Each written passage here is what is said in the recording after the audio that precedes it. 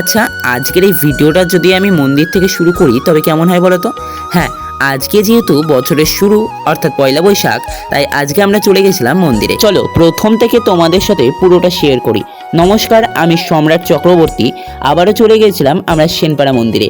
আমাদের বাড়ি থেকে প্রায় 24 কিলোমিটার দূরে এই সেনপাড়া মন্দিরটি, এবং এই সেনপাড়া মন্দিরে রয়েছে ব্রহ্মা বিষ্ণু মহেশ্বর এবং আমাদের সকলের প্রিয় মায়ের মূর্তি। সত্যি যতবারই এই মন্দিরে আসি যেন মায়ের দর্শন পেয়ে মনটা ভরে যায়।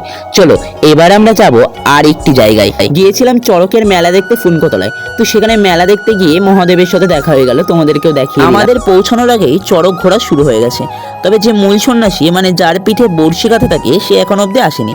ওই যে দেখতে পাচ্ছ দূরে ঢাক বাজছে, ওই যে ওখানেই আসছে। আর এই চড়কের মেলাতে প্রায় 2-3টে ড্রোন দিয়ে ভিডিও শুট করা হচ্ছিল, যে ভিডিওগুলো হয়তো আর কয়েকদিন পর ইনস্টাতে তোমরা দেখতে পাবে।